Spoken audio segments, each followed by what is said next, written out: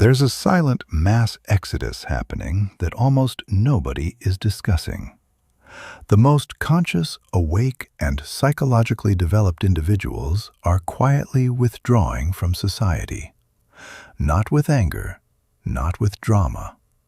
They're simply vanishing, stepping off the grid, abandoning social media, leaving behind careers they spent years constructing, dissolving relationships that once defined them, choosing solitude over the relentless noise of civilization.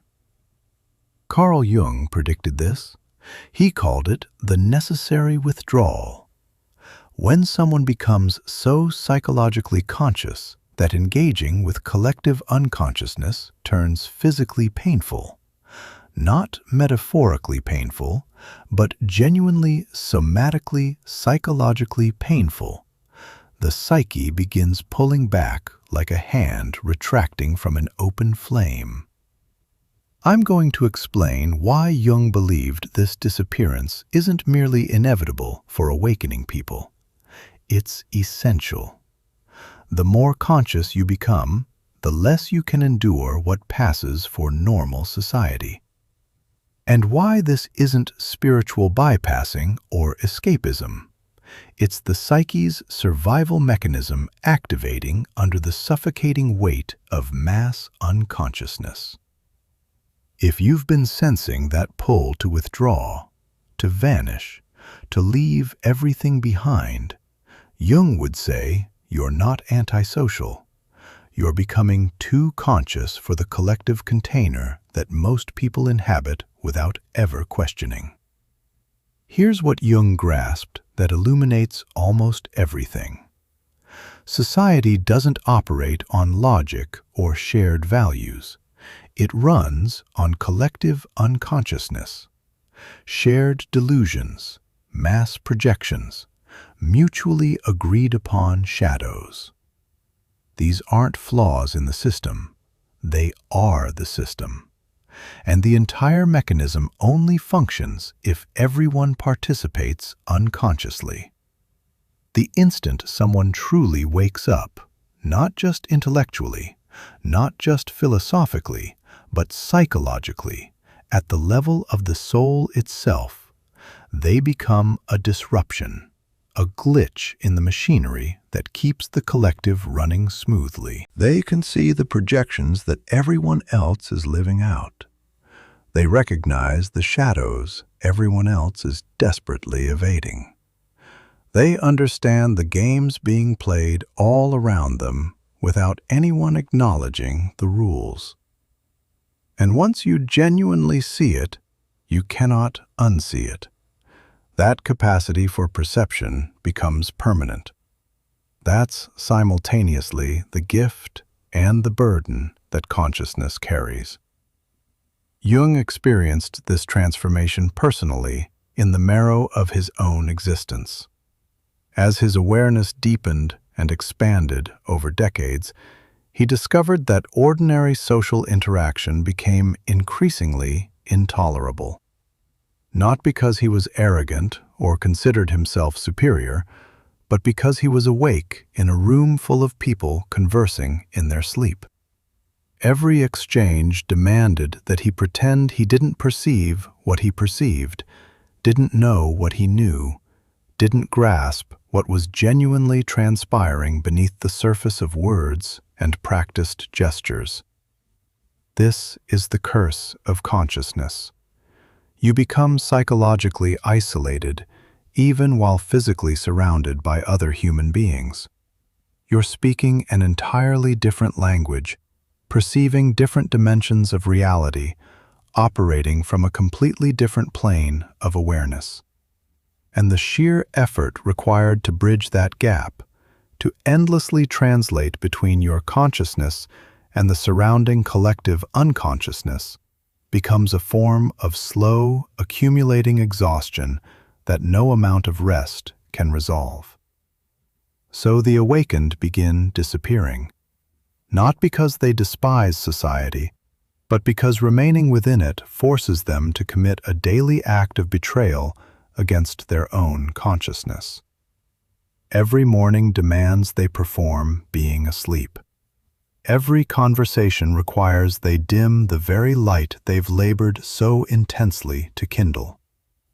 Every relationship asks them to be less than what they've genuinely and irreversibly become. And eventually, the psyche speaks with unmistakable authority. Enough. Withdraw. Preserve your consciousness. Stop permitting the collective unconscious to drain the most precious resource you've ever developed through the hardest work of your life. Jung discovered that as you integrate your personal shadow, as you honestly confront and absorb the darkness residing within yourself, the collective shadow becomes agonizing to witness. You're observing an entire civilization projecting its darkness outward while vehemently denying that it exists within. When you've genuinely faced your own capacity for cruelty, for manipulation, for the full spectrum of human darkness, watching others project those same capacities onto external scapegoats becomes almost unbearable to endure.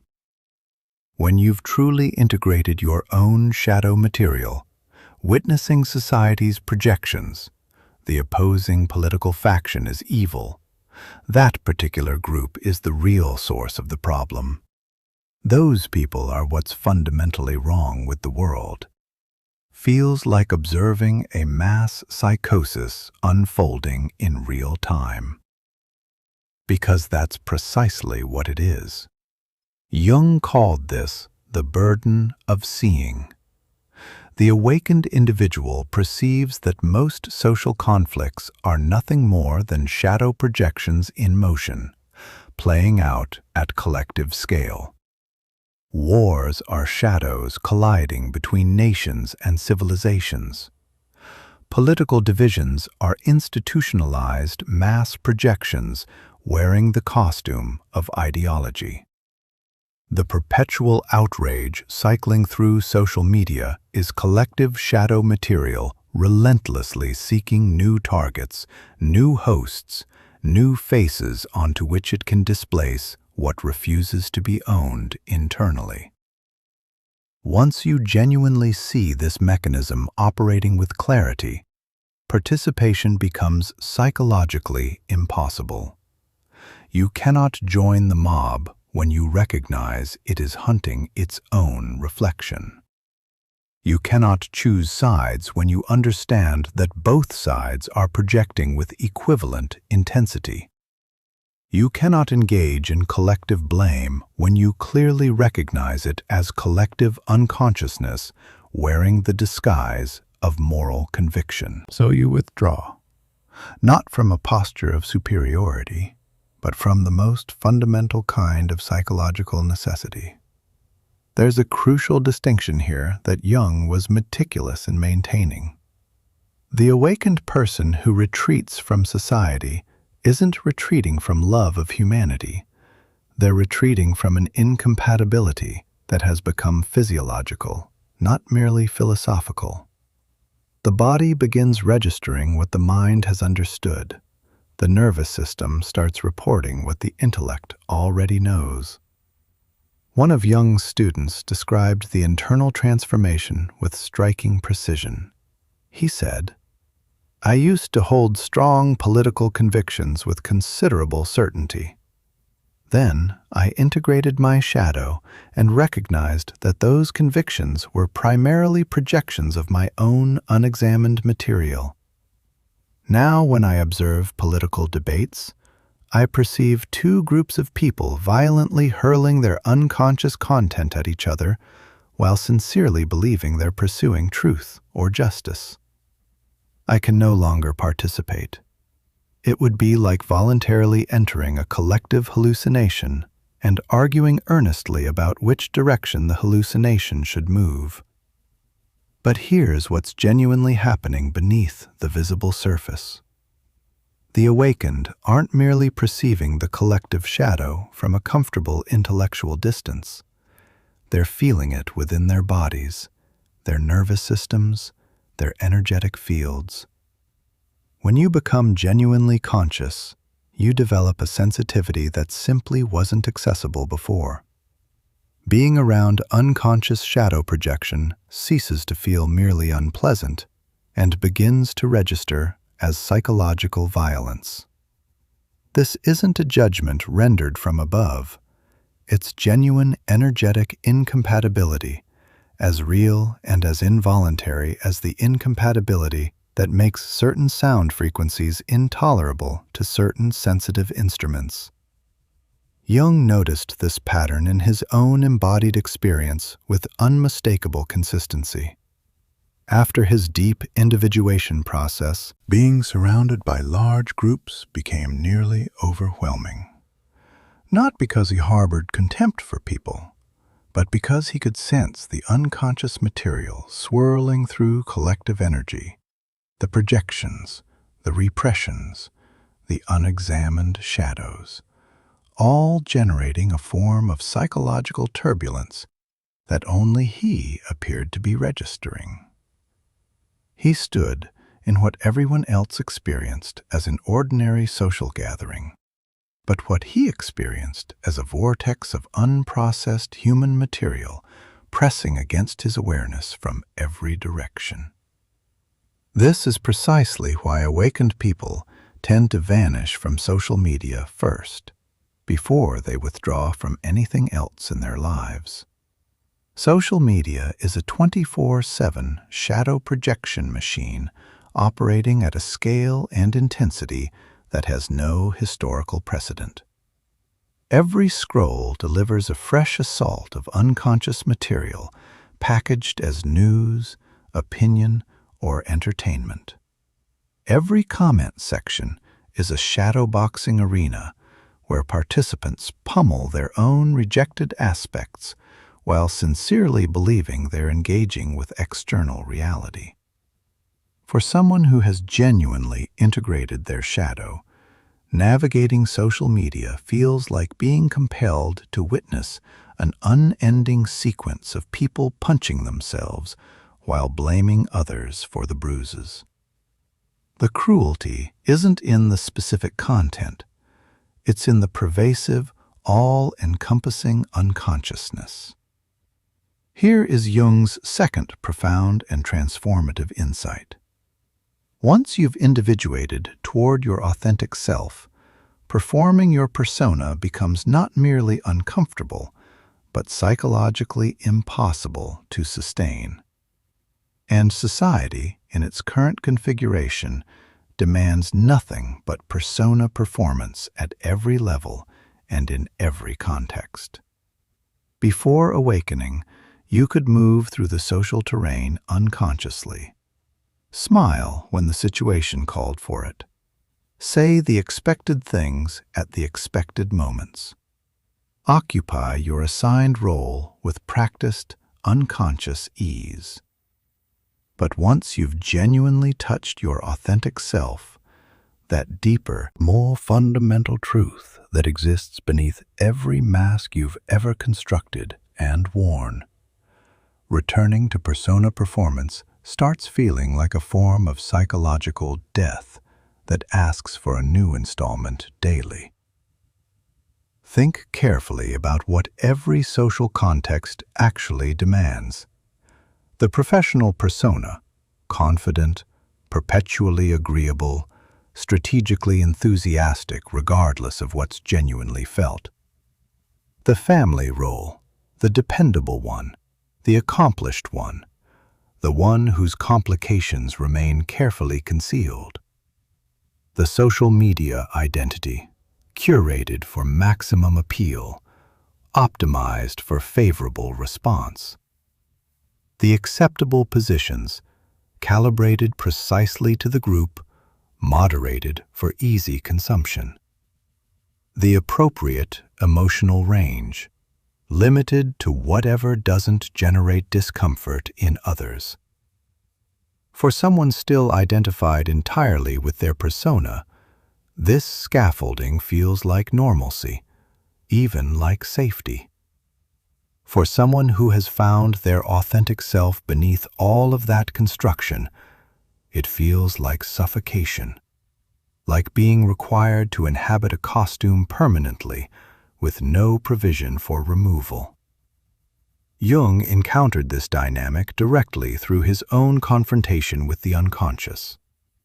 After he descended into the depths of his own psyche and emerged genuinely transformed, he discovered he could no longer perform the role of the proper Swiss psychiatrist with any degree of authenticity. He couldn't pretend agreement with collective assumptions he had seen through completely. He couldn't sustain relationships that required him to present himself as something other than what he had genuinely become. So he withdrew to Bollingen, his stone tower beside the lake, where he could exist as authentically himself, without the relentless, grinding pressure of social performance demanding daily tribute. This is not antisocial behavior. It is pro-authentic behavior at its most essential. The awakened person isn't rejecting society from bitterness or accumulated resentment. They're withdrawing from a fundamental incompatibility that has become impossible to bridge. They've become too genuinely real for environments that require constant pretense, too authentically themselves for spaces that penalize realness, too whole for containers that only accept carefully selected fragments of a human being and politely ask the remainder to wait outside. One of Jung's patients, a highly accomplished executive who had undergone genuine individuation through years of serious analytical work, described the impossibility with perfect, quiet clarity. She said, "I sit in boardroom meetings and observe everyone performing their executive roles with practiced precision, articulating exactly what executives are supposed to articulate, thinking exactly what executives are supposed to think. I cannot continue doing this. It feels like being asked to convincingly impersonate someone I have never actually been at any authentic level. My real self has no voice in that room. Only my persona had a voice there, and that persona has ceased to exist." She didn't make a dramatic departure. She quietly disappeared, transitioning out of her corporate existence over the course of many months, eventually settling in a small community where she could be genuinely real rather than impressively successful. Not as a consequence of failure, but as the natural and inevitable result of the most significant success of her entire life: finding herself. This pattern is unfolding everywhere now, across every demographic, every profession, every cultural context, and socioeconomic background. The awakened are departing from careers that require continuous persona performance as the price of admission. They're dissolving relationships constructed between false selves that no longer exist. They're drifting away from social circles that impose masks as the condition of membership. They are not failing at society, they are succeeding at authenticity. And that success makes conventional societal participation structurally and permanently incompatible. Here's what Jung understood about the fundamental energetic reality of this situation. Sustaining consciousness within an unconscious environment demands a staggering, continuous expenditure of psychological energy, and awakened people are increasingly recognizing through lived experience that this expenditure is not sustainable across a lifetime. Consider what the genuinely conscious person must accomplish in any ordinary social context. They must continuously filter out the unconscious projections being aimed at them from every direction. They must maintain psychological boundaries against individuals who unconsciously draw energy from those around them. They must translate endlessly between their own depth and the surface-level reality that surrounds them. They must preserve their internal frequency while submerged in static. They must process not only their own psychological material, but the unconscious content that everyone in their environment is continuously leaking into the shared relational space. Jung called this psychological labor the invisible, unacknowledged, uncelebrated work that conscious individuals perform simply to exist within unconscious environments. And unlike visible labor, it generates no tangible product that others can observe, measure, or validate.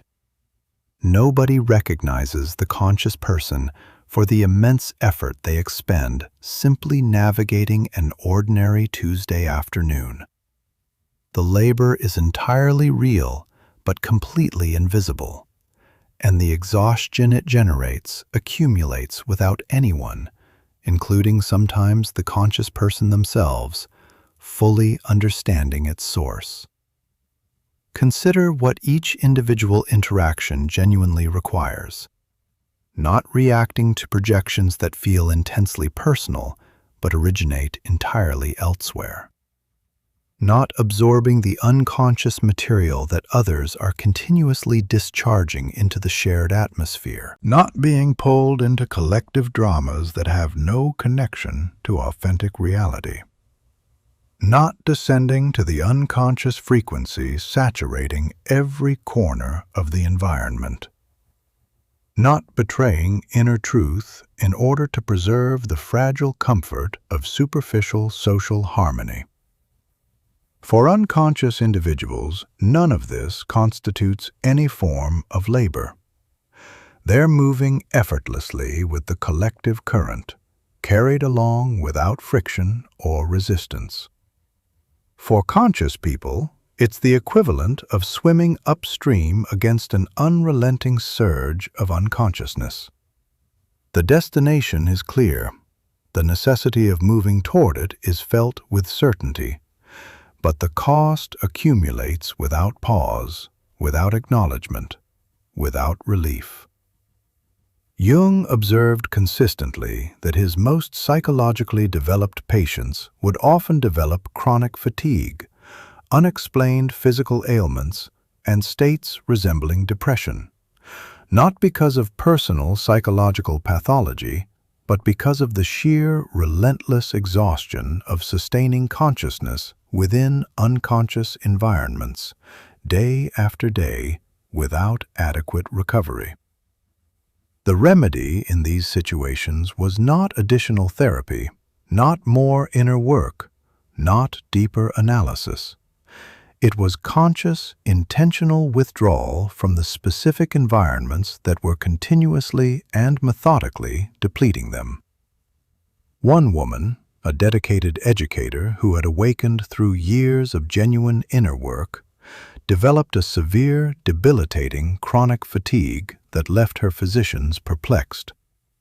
Every diagnostic test returned completely normal results.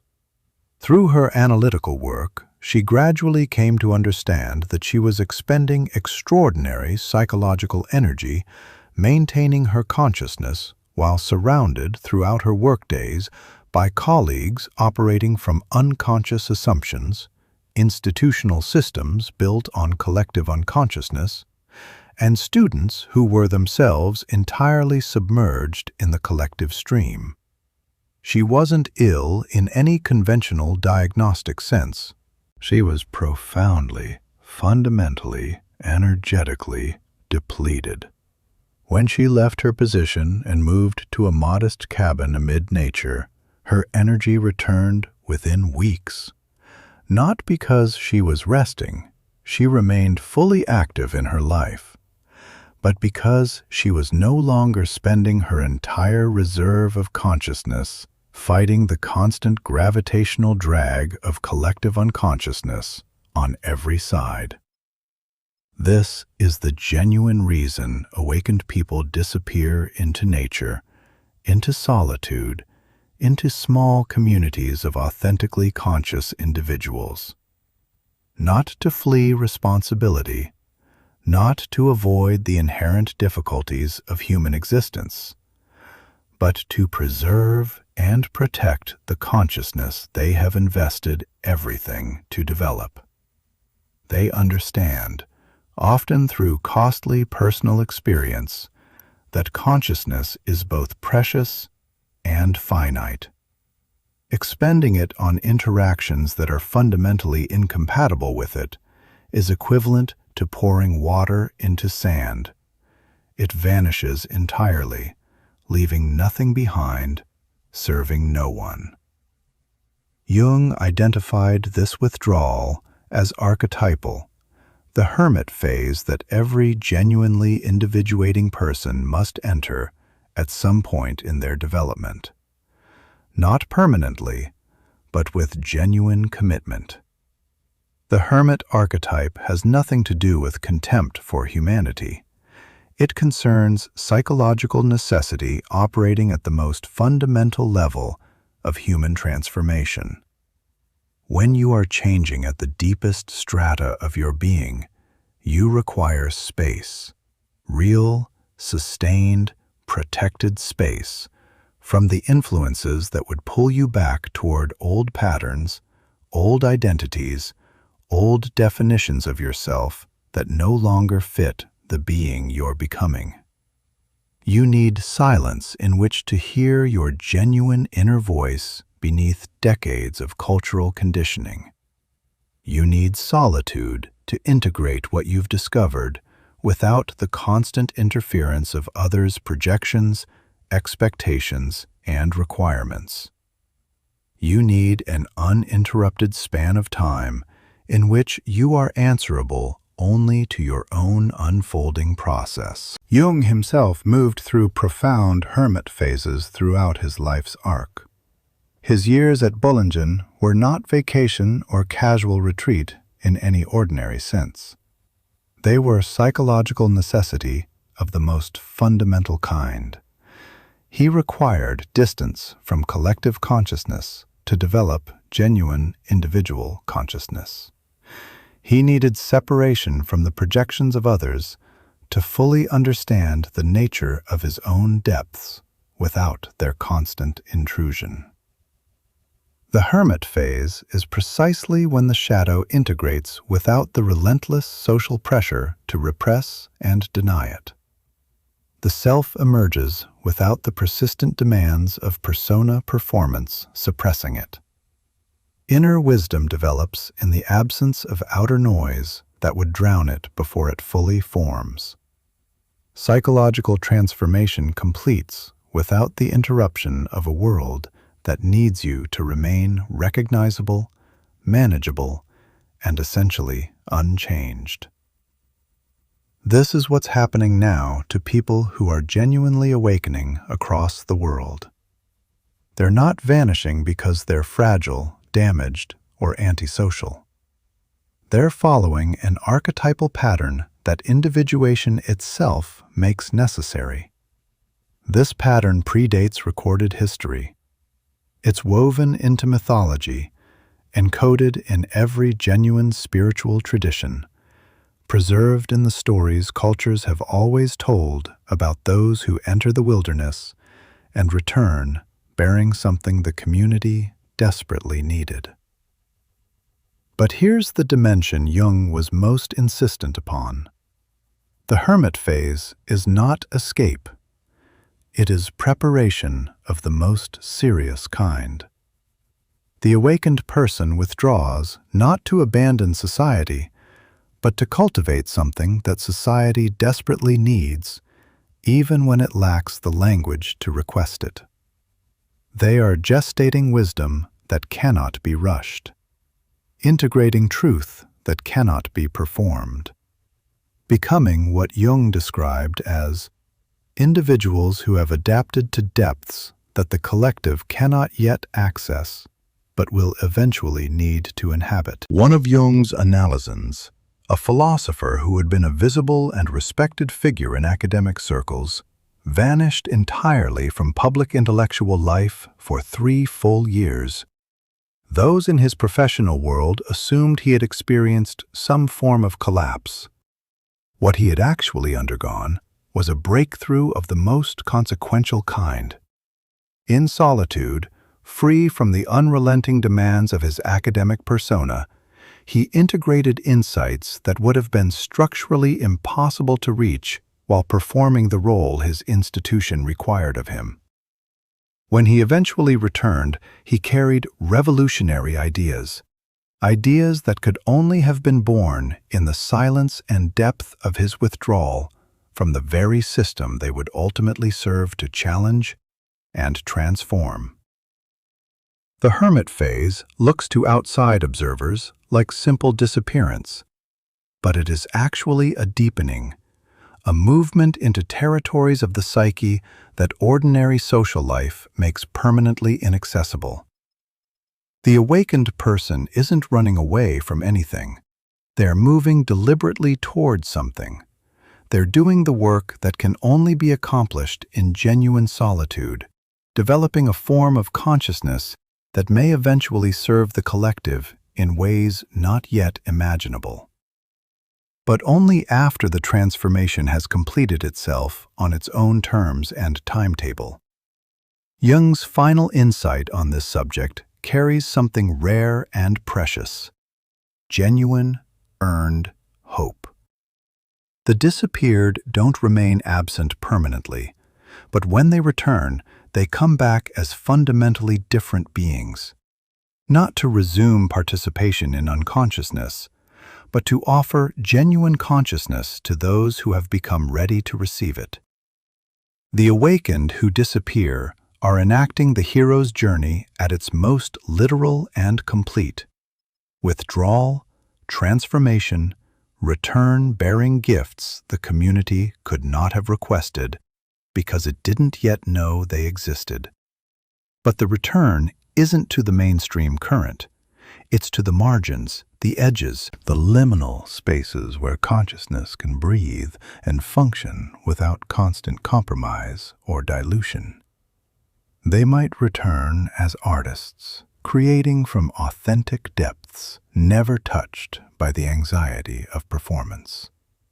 As healers working with individuals who are genuinely prepared to awaken rather than merely interested in the concept. As teachers offering real transmission to small circles of sincere seekers rather than broadcast entertainment to mass audiences. As writers creating honest maps for other souls who are beginning their own descent into necessary withdrawal. As guides for those just beginning to feel the pull and searching for language that matches their experience. But they never return to the mainstream center. They cannot. This isn't spiritual pride or stubbornness born of special identity. Once you've genuinely individuated, de-individuation is simply not available as an option. Once consciousness has been reached at depth, performing unconsciousness is a role the psyche will not sustain indefinitely. Once the authentic self has been genuinely found, inhabiting the persona full-time is like attempting to move back into a childhood home. The architecture no longer accommodates the being. Jung observed this consistency across his patients with striking regularity. Individuals who fully individuated essentially never resumed their previous lives in recognizable form. They constructed new ones, simpler in many dimensions, quieter in most, immeasurably more authentic in every respect that matters. They discovered ways to contribute meaningfully to human life without sacrificing the consciousness they had invested everything to develop. They mastered the art of genuine giving from genuine abundance rather than chronic depletion. The spiritually awake are disappearing because awakening requires it. Not permanently, but with genuine commitment and for as long as the transformation genuinely requires. Not from any form of hatred, but from the most authentic expression of love available. Love of truth, of consciousness, of the authentic self that has finally been uncovered. Love that understands at the deepest level, I must become whole, even when wholeness requires a season of solitude. Jung would say, disappear consciously, withdraw with clear and honest purpose. Use your hermit phase for genuine integration, not comfortable avoidance dressed as spirituality. And hold this understanding through the difficult periods of the withdrawal. Your disappearance is actively preparing something the world will eventually require. You are not abandoning the collective. You are pioneering the terrain it will eventually need to inhabit. The collective needs people who have fully individuated far more urgently than it needs people who partially participate while slowly, invisibly depleting themselves. It needs genuine depth more than polished, performed surface. Real presence more than optimized engagement. Developed consciousness more than anxious conformity to collective expectations. And when you return, if and when you return, you will carry gifts that could only have been cultivated in the space of genuine disappearance. You will offer what could not have been offered while clinging to false belonging. You will speak truths that couldn't be spoken while performing acceptable positions for acceptable audiences. If this speaks to something real in your experience, if you're currently feeling the pull toward withdrawal, or if you're already somewhere in the depths of your own hermit phase, this is precisely the territory we explore together at Carl Jung Psychology. Every conversation here is built for those who are walking this path with genuine seriousness. And before you move on, here's something worth sitting with. In quantum research and consciousness studies, certain numbers carry a documented resonance that practitioners have connected to states of expanded awareness and psychological breakthrough. The numbers 11, 777, and 528 appear with notable frequency in the accounts of people moving through deep individuation. If any of those numbers have been showing up in your life with unusual persistence lately, on clocks, in sequences, in moments that seem charged with meaning, or if one of them simply resonates with where you currently are on your path, drop it in the comments right now. That single number often opens a conversation among people navigating the same invisible territory. Your comment might be exactly the signal someone else needed to find today.